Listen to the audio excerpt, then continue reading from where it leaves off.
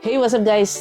Dan here and welcome to Monkey Plays. So guys, in today's video, we're going to unbox a 3 to 7 party game published by TAGR, and this is a proud made Pinoy. And let's unbox La Historia. So guys, if you're ready, I'm ready. Tara! Game!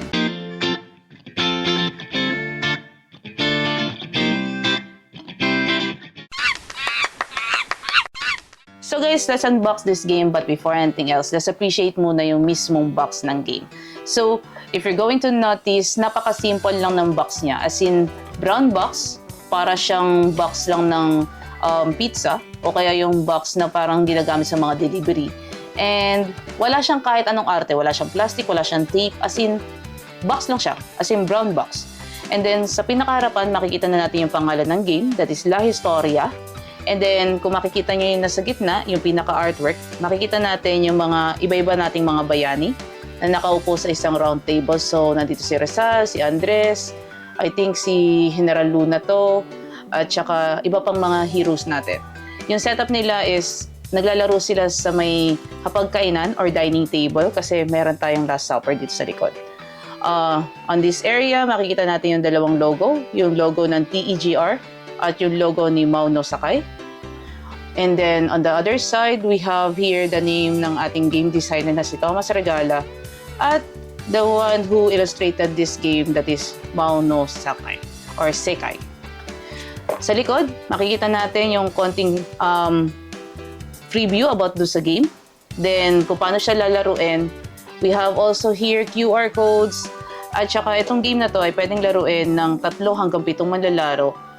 At tumatagal yung laro ng 10 hanggang 30 minuto or 10 to 30 minutes. So, depende sa mga manlalaro. So, buksan na natin to. Diba? Ayan o. Sobrang simple lang niya. As in, konti lang yung laman niya. Sobrang simple niya buksan and ang dali niya lang dalhin kahit saan. So, una natin makikita, syempre, mga markers natin.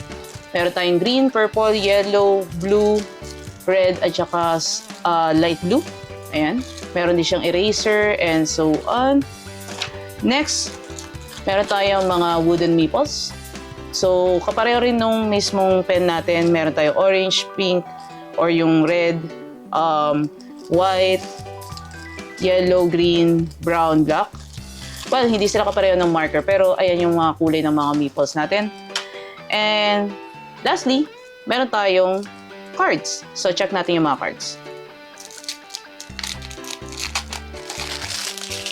And there you go. So, meron tayong ibang cards. Ayan. So, unahin muna natin yung sa mga character or yung player cards. So, meron tayong green, black, red, white, yellow, orange, blue, pink, at saka brown.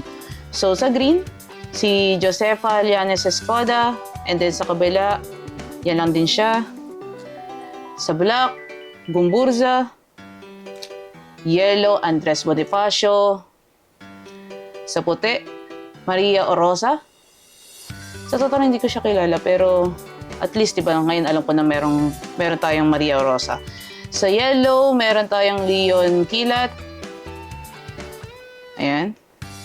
Sa orange, Nicolas Capistrano. Sa blue, Jose Rizal. Pink, Maria Makiling.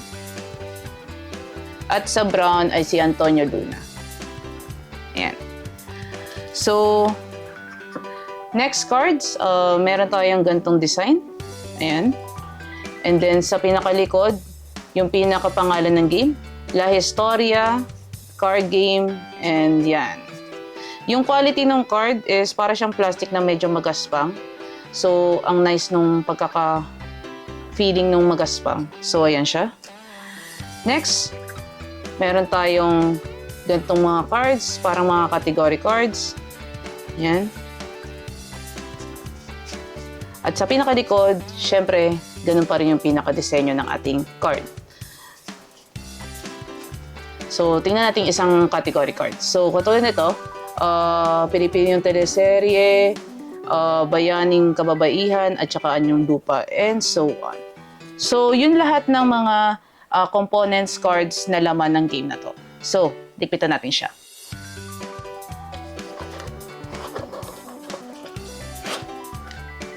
So, great!